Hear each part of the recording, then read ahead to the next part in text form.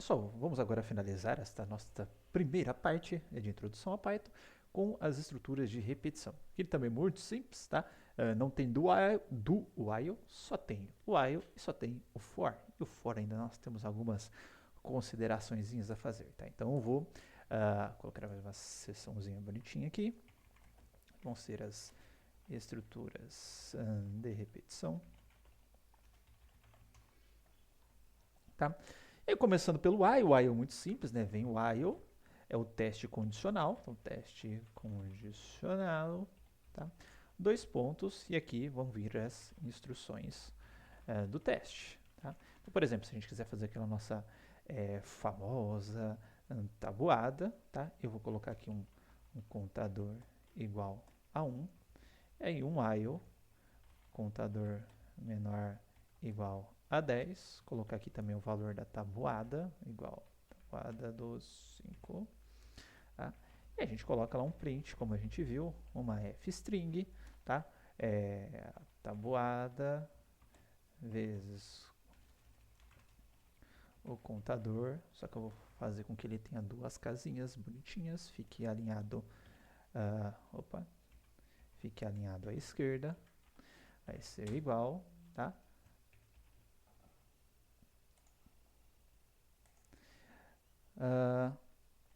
Tabuada versus contador. Eu esqueci de incrementar, né? Só besta. Então, nesse caso, o que a gente vê quando está executando, a gente pode parar a execução da célula aqui, tá? Isso, contador mais igual a 1, que a gente viu que não tem um contador mais. Tá? Então, agora, temos aqui a tabuada do 5, bonitinha, impressa na tela com while. Então, aí não tem muito segredo, né? Agora nós vamos para o for. Vou colocar um outro exemplo aqui do while. Então eu vou colocar uma célula, porque eu vou aproveitar isso tanto para o while quanto para o outro exercício com for. Eu vou colocar aqui uma lista cidades igual Porto Ferreira, Três Lagoas, Andradina e Ilha Solteira. Tá? Se quiser fazer um while, né, para percorrer essa lista de cidades, como é que fica, né? Então ficaria o contador igual a 0, while contador menor que len o tamanho das cidades, dois pontos, print lista cidades, contador mais igual a 1. Lista cidades, desculpa, lista. Tá? Então aqui percorremos cidade por cidade, obviamente utilizando o tamanho da lista como limite, tá? Incrementando o valor do contador. Ok. Bom, por que eu fiz esse exemplo nas cidades? Porque é o seguinte, tá? Quando a gente for trabalhar com o for, tá? Esse for, ele só manipula iteráveis, ou conjunto de dados, ou dados que são iteráveis. O que são dados iteráveis? Quando a gente entrar na orientação a objetos, eu vou explicar como criar uma estrutura iterável, tá? Mas são estruturas que vão ter um comandinho específico que a cada iteração você vai chamar um elemento que seria o next, né? Ele vai retornar o próximo elemento, próximo elemento, próximo elemento, próximo elemento, e assim por diante, tá? Ou seja, estruturas que têm a capacidade de retornar o próximo elemento é um iterável, tá? Isso tem toda uma programação específica por trás disso daí, tá? Ou seja, não existe aquele for tradicional, como a gente vê no Java e C, que eu defino o valor inicial de uma variável controladora, um teste condicional sobre a variável controladora e o incremento da variável controladora. Não, tá? Aqui só vai ter aquele for aprimorado, aquele for que eu passo uma estrutura, por exemplo, uma lista, e a cada iteração ele vai retornando um elemento da lista. Então aqui só temos o for aprimorado, o equivalente ao for aprimorado, tá? Que aqui é só o for, obviamente. Bom, e aí como é que funciona, tá? Eu vou simplesmente definir uma variável, tá? E a cada iteração, essa variável vai assumir um valor dessa estrutura interável. Então, por exemplo, se eu colocar aqui cidade, tá? Cada iteração cidade vai assumir um valor de um iterável que eu passar na frente, tá? E esse iterável eu passo utilizando o in, e o meu iterável, no caso minha lista, ela é um iterável, tá? Eu posso fazer para cada, esse par, né, esse for, desculpa, a gente vai ler como se fosse um para cada, então fica para cada cidade em lista cidades, ou até que a leitura fica bem simples de fazer, então para cada cidade em cidades, eu vou colocar um 2 pontos, um print cidade, tá? Então aqui, para cada iteração do for, tá? Então, vou colocar uma vírgulazinha aqui, só para ver que de fato a gente está entrando aqui dentro, cada iteração, tá? Cada cidadezinha da lista. Então só tem o for aprimorado. Aí você fala, pô, mas eu quero usar o for, mas eu quero imprimir números na tela, enfim, fazer alguma coisa envolvendo números, tá? Aí existe um recurso no Python que é chamado de range, tá? Uma função range, em que você pode passar só o valor final, valor inicial e valor inicial e valor final, e valor inicial, valor final e passo, tá? Que seria um pulo que ele dá a cada iteração. Vou exemplificar, tá? Se eu colocar um range 10 aqui, tá? Ele vai gerar números que vão de 0 a 10, só que esse 10 aqui não é inclusivo, tá? Só que por debaixo dos panos, o que vai acontecer? Ó, se eu colocar um for cidade in lista, desculpa, vou começar só com o número, ó. Número, tá? In range 0, 10 e colocar um 2 pontos, print número para a gente ver, tá? Ele vai gerar como se fosse uma lista, né, de 0 a 9, se é uma lista ele é um iterável, tá? E aí a gente, não necessariamente a lista, tá, gente, mas só para fazer alusão. E a cada iteração, tá? A cada iteração, o número vai virando um elemento dessa lista que foi gerado, tá? Eu posso só especificar o último valor, tá? Então aqui, ó, só especificando o último valor, então ele vai até o 9 no caso aqui. Ou eu posso especificar o valor inicial, o valor final e um passo, por exemplo, eu não quero de 1 em 1, eu quero de 2 em 2. Então a gente coloca o passo e ele vai imprimindo de 2 em 2, tá? Prometo desligar meu WhatsApp da próxima vez que falhou. Bom, outra coisa que a gente pode fazer aqui com base nisso, então, se eu quiser percorrer essa lista de cidades, mas pegando o índice de cada cidade para imprimir o índice e a cidade, por exemplo, eu posso simplesmente utilizar aqui um índice, tá? Em range que vai de 0 ou só até o len lista cidades, tá? E aqui no print eu imprimo o índice 1 tracinho, tá? E a lista cidades de acordo com o meu índice, tá? Então, imprime aqui bonitinho, até que não é tão traumático assim pelo fato de eu não ter um contador. Ainda assim ficou bem simples de se fazer, certo?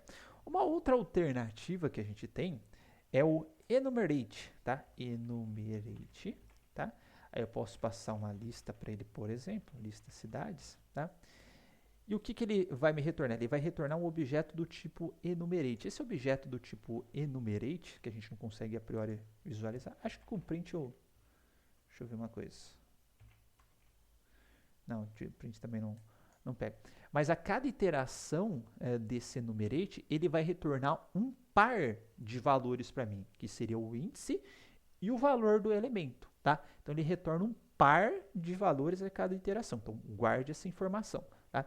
Se ele retorna um par de valor a cada iteração, eu vou fazer um outro for aqui, tá? Que vai ser o seguinte, vai ser o indi valor in enumerate lista cidades.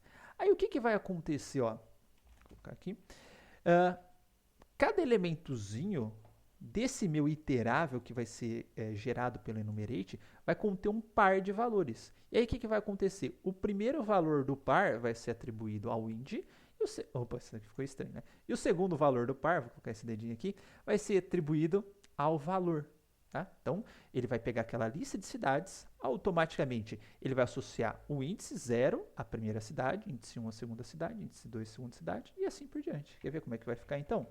Print ind, vírgula, tracinho, vírgula, valor. Tá? Tá aqui, ó. Cada iteração, ó, na primeira iteração, int 0, o valor é a primeira cidade da lista. Ind 1, segundo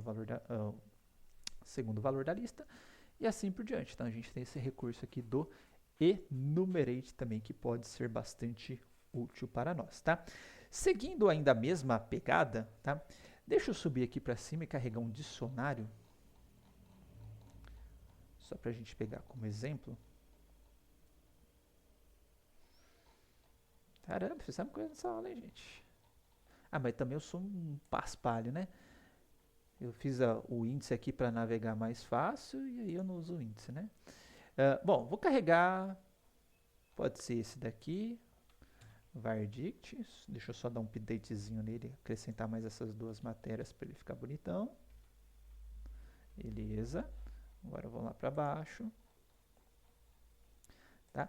E agora eu quero percorrer o dicionário, por exemplo, imprimir todas as chaves e valores do meu vardict, como está aqui para vocês. Tá? E aí o que eu vou fazer? Ó? Colocar um for, colocar chave, valor. Tá?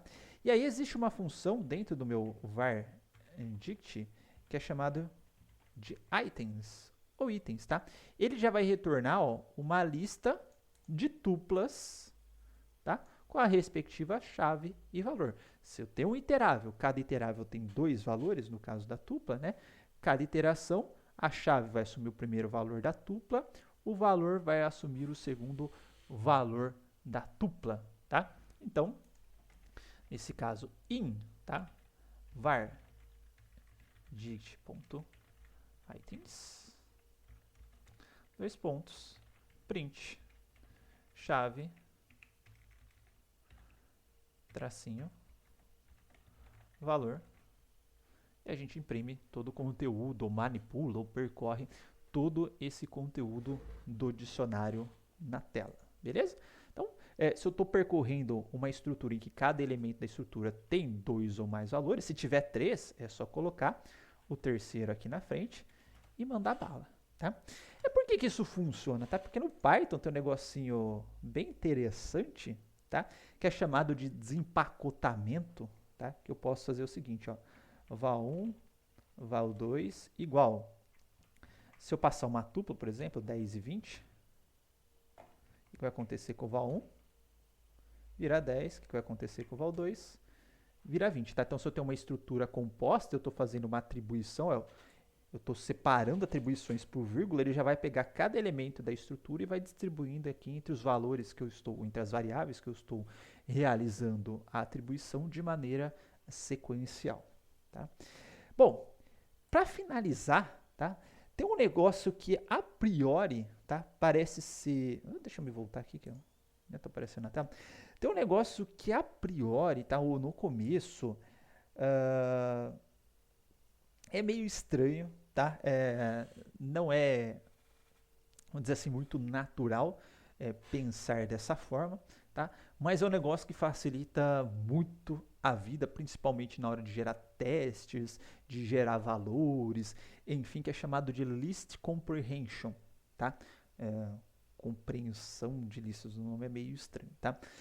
Mas qual que é a ideia do list comprehension? Que eu gere valores e coloque esses valores numa lista, tá? Utilizando uma estrutura de repetição, mas beleza, até então eu posso fazer o meu forzinho, o meu while, fazendo as continhas ali e dando append na lista, tá? Mas a ideia é que você faça uma função inline, uma função de uma única linha, para colocar esses valores na lista, tá? Vou começar com um exemplo muito simples aqui, ó. Vou colocar aqui, ó, list comp1 vai ser igual. Eu vou abrir a lista aqui. vou colocar uma variável, tá? Então, por exemplo, list comprehension. Então, vai ser o número para cada, tá? Num em range de 1 a 11, tá? Para ele preencher de 1 a 10. Vamos tentar fazer a leitura desse cara, ó. A minha lista vai ter um número, tá? Para cada número de 1 a 10, certo? Então, eu vou fazer um processamento aqui dentro do for, e o resultado desse processamento, que vai ser atribuído a esse número, eu vou devolver aqui para fora. Tá? Então, esse cara aqui é esse termo aqui, antes do for, que vai parar dentro da minha lista. Tá? Então, se executar esse cara aqui, colocar o list comp1 para a gente ver, tá aqui os números já gerados de 1 a 10. Então, perceba que economizei um certo código, ao invés de declara a lista, faz um for e dá o append no for na lista. Seriam 3 linhas, eu reduzi a 1. Tá? Aí, por exemplo, eu falo, ó, eu quero números pares, só números pares, tá? De 0 a 10. Então, como que vai ficar o nosso list comp2 é igual num for num em range, vai ser de 0 até, para ser de 0 a 10, eu tenho que ser, diz que eu vou multiplicar por 2, vai ter que ser de 0 a 6, né? 0, 1, 2, 3, 4, 5. Só que aí, ó, para cada número aqui de 0 a 5, eu vou pegar o resultado, tá? Então, o primeiro resultado é 0, e vou multiplicar por 2. Aí, na próxima iteração, o num vai valer 1, mas o que eu vou colocar na lista é o num vezes 2, então vai virar 2. Na próxima iteração, meu num vai valer 3, então, num vezes 3, 2 vezes 3, desculpa, não vai valer 2, né? 2 vezes 2 vai dar 4, na outra vai valer 3, até chegar no 5, tá? Vai ver como isso funciona. List comp2, tá? Temos aí, então, números pares de 0 a 10, tudo bem? Tudo numa linha só. Tá? E aí vamos supor que eu quero algo um pouco mais complexo e etc. Fala assim, ó, pô, eu quero... Deixa eu pensar um teste bom aqui, tá? Eu falo assim, ó, eu quero todos os números cujo resto da divisão por 3 seja 1, por exemplo. Vamos tentar fazer... Eu não consigo pensar nada melhor. Então, vou exagerar um pouquinho no exemplo aqui. Eu vou variar de 0 até 51, tá? Vou imprimir todos os números de 0 a 51, né? Então, se eu fizer só isso, vai sair essa coisinha bonitinha aqui na tela. Mas eu só quero esses caras aqui if o num mod 3 for igual a 1. Ou seja, eu posso colocar um teste lógico aqui na frente, e se esse teste lógico for verdadeiro, tá? Aí sim ele vai jogar essa iteração do for, esse valor da iteração do for, aqui para o lado de fora, tá? Ou seja, ele vai fazer o for, ele vai analisar, e se essa expressão for verdadeira, o num vai parar aqui do lado de fora, tá? Podemos ver que nessa situação, tá? A nossa lista está bem mais compacta, porque o próprio 1 dividido por 3 inteiro é 0, o resto é 1, o 4 dividido por 3, o resto é 1, o 7 dividido por 3, o resto é 1, e assim por diante. Tá? Então a gente consegue gerar uma lista bem rapidinho, que a gente não conseguiria fazer isso com uma linha nem lascando, ó. Declarar a linha, fazer o for para percorrer, declarar a lista, desculpa, fazer o for para percorrer a lista, fazer o if e dar o append. Tá? Então mesmo que a gente coloque o append na frente do if, né, dariam 3 linhas, aqui a gente consegue fazer com uma linha só. Tá? Então, um recurso bem legal, demora para a gente se acostumar, tá? Mas no final, a hora que a gente pega a manha disso daqui, vai que vai, é bem legal. Tá? Aliás, eu estou fazendo exemplo só com número, mas vamos fazer um outro exemplinho aqui. Tá? A gente viu que o for, eu posso utilizar o for para percorrer listas. Né? A gente tem aquela lista de cidades. Vamos lembrar aqui, ó, lista cidades. Aí fala o seguinte, ó, eu quero gerar uma lista de cidades, tá? Com lowercase para todo mundo, tá? Passa todo mundo para letra minúscula. Olha, posso fazer isso daqui, ó, lista, melhor, nova lista cidades, tá? Vai ser igual uma lista que eu vou ter para cada cidade, ponto, eu vou construir aqui do lado de fora para a gente ver, ó. Se eu tiver um nome igual Rafael, só para a gente ver o efeito do método que a gente vai utilizar. Ó, se colocar o nome, ponto.